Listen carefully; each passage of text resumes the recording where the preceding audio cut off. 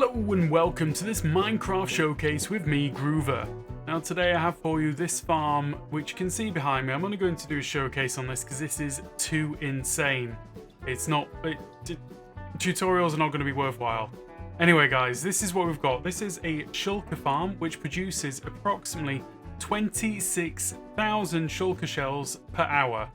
Okay, I know that doesn't make much sense, but just to give it a little bit of context, I come down here and have a little look inside.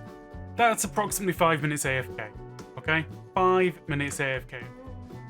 As you can see, I've got somebody in there looking after the system and keeping it running so you can see it whilst we're here. All of the drops, they're dropping from everywhere. But they're collecting down at the bottom there and heading off into the collection system. Now, as you know, I'm not a collection system person, so forgive me for the collection system down below. It's just here for the illustrative purpose of just collecting the items. I don't care. You want to build this, you build your own collection system, okay? So this farm consists of 40 pods, which is more than I think anybody has put in before. I don't actually think you can improve on that number. If I'm wrong, I'm sure that Mike Homer out there will be the first person to correct me, because Mike Homer has given a lot of inspiration over to this farm. Now, Mike Homer he's a Spanish YouTuber, and they have made lots and lots of shulker farms, and I'm kind of working on some of the premises that they've shown and trying to push it to the max. So at the moment, we're at 26,000 shulker shells per hour. I think it could be improved, but I don't know how, not by me.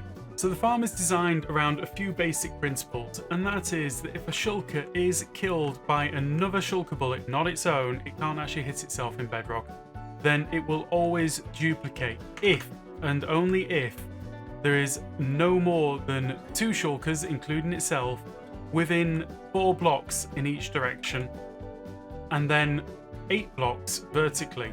Okay, it's complicated. The vertical one's complicated. Basically, you need a shulker here, and then 11 blocks away, you can have another shulker vertically. It's kind of weird. It feels like it should be 4 blocks each way, but it isn't.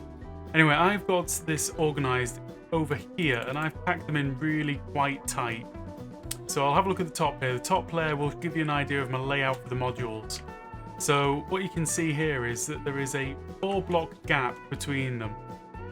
So when the shulker there dies, it can't see any of the shulkers other than the one behind it that's doing the killing of it, and therefore it always duplicates. It's got 100% chance of duplication right there, like that.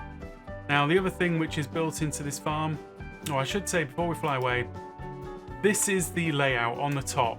The bottom layout is exactly the same as this, but turned 90 degrees. Now, the only reason I've turned it 90 degrees is so that the drops don't land in places where I don't want them to. That doesn't mean that occasionally drops don't get stuck in this farm. Sometimes they do, but the vast majority of the drops make their way out quite happily without any problem. To give you a look at the pods, I've got a pod which I've got on the top layer and a pod which I've got on the bottom layer. And then I've got one which is in between, which is basically the top layer one, exactly the same. And the ones which are in between are out on the corners, and they're on the same level as the player, because these guys will only shoot 16 blocks. So if they can see the player within 16 blocks, they will be able to fire. Up here, if I moved it up, they wouldn't be able to see the player. Oh, don't mind that. That's just Groover Spy leaving. It's okay. If it was up there, they wouldn't be able to see the player and wouldn't be able to shoot. So it would be completely useless having it at that level. Now, this is the layout of the top pod. It's kind of simple. You've got a skull catalyst at the back to detect the death of the nearest shulker. This is important. All of the pods have got a skull catalyst, and it'll only detect the nearest shulker death. Okay? So that's a very important factor in this farm. If you get that wrong, you're going to be done for.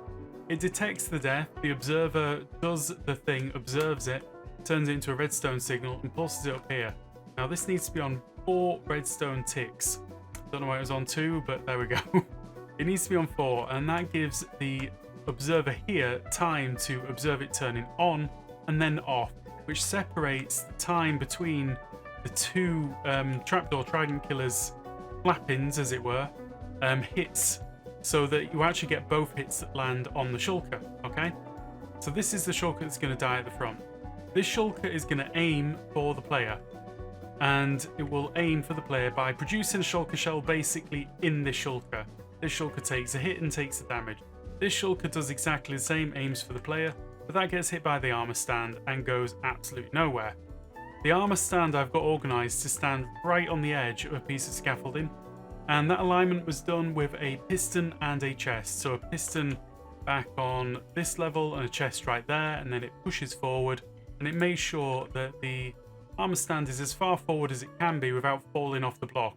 The reason that I've done it like that is to make sure that any drops that might happen to pop out forward kind of don't have any issue. If there was a block there, there's a possibility that it would get trapped by the block. Simple, really. And as you can see inside that shulker right there, we've got a cobweb. That basically means that 99% of the drops that shulker produces are going to go straight down. Okay? Directly underneath this shulker, we've got water streams heading downwards. This is for the trident killer. So the trident is set to impaling 2. And 2 hits from impaling 2 plus a bullet equals death for this shulker.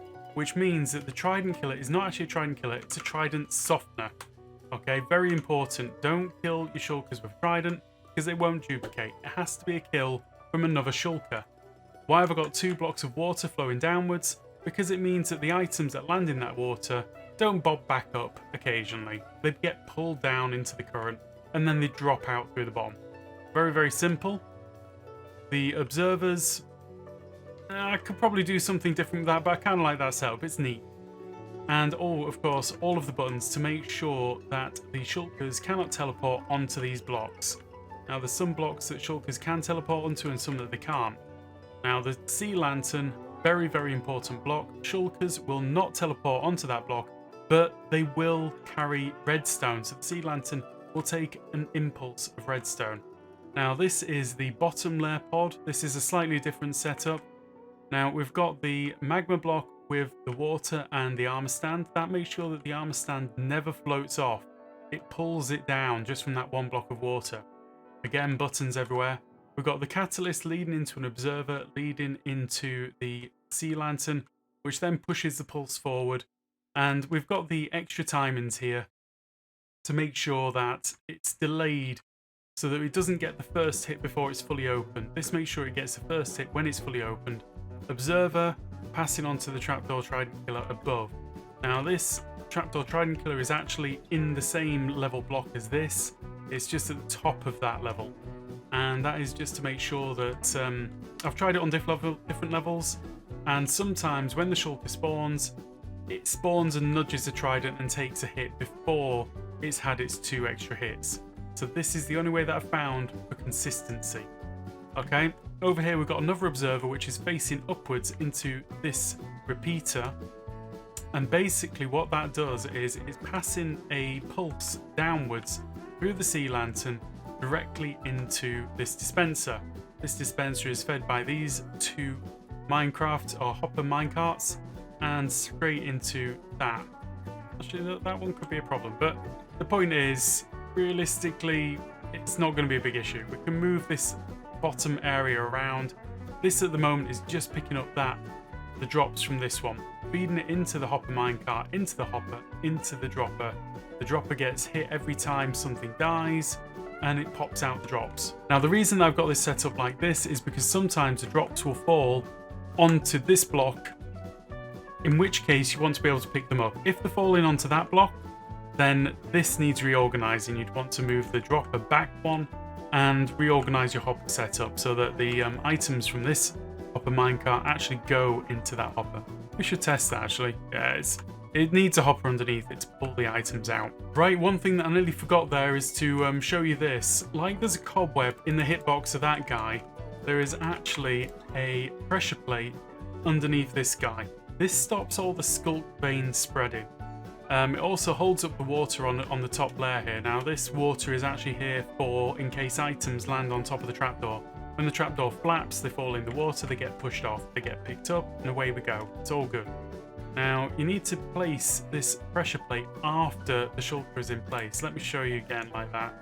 If I take that away, shulker pops into there. They will not teleport to that block unless there is nothing on it. okay? And then you can place the pressure plate afterwards. I'd probably waterlog that trapdoor last. Yeah, there we go. That's the first shulker died on that side. You saw the trapdoor trident killer go off, and it gave it 2 hits, which softens the shulker, which then means that the first bullet from the back one kills it. Basically, this is just a set of time. It's not a big deal. You can see the items dropping straight down. It's not every single time that an item will drop, but we should get items pretty regularly, which is why actually making this as efficient as possible is pretty darn important. So you can see the same thing going on there. Trapdoor Trident Killer is hitting the shulker at the front. Because it's got impaling and because its head is in the water, when it takes the impaling hit, it gets the impaling bonus, I guess. And then it takes 1 hit from the shulker at the back. You can actually see the catalyst firing there. And then occasionally at the bottom there, you can see the dropper spitting out items. Pretty simple. Wow, that is just from recording that little intro. That is shocking. Didn't even take 5 minutes, but look at that, it's crazy. Right, we're now in the game mode 0, so we're in survival. I'm just going to show you the last couple of features of this farm.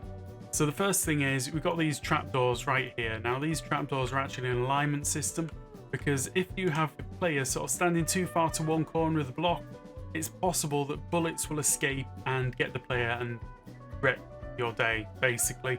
So the 2 trapdoors help align you to the middle of the block. Not exactly the center, but near enough. Then we've got a waterlog scaffolding just above, which you can jump up into, and then just keep pressing the jump button, and you'll climb on up into the farm. Once you're into the farm, this little end rod will hold you in place, and then you're in the perfect position just to stand and look at the craziness going on around you. So anyway guys, that is the farm all uppy and fully working, 26,000 shulker shells per hour. If you're interested in that kind of thing, there is a world download down in the description. There is also a link to Mike Homer's channel. If you haven't seen it already and you speak Spanish, he's got some amazing technical stuff on there. You need to have a look. Really cool things. And there's going to be a Structura file, I hope. Last time I tried Structura, it didn't work for me. So hopefully there'll be a Structura file down there for you as well if you actually want to build this. Anyway guys, good luck.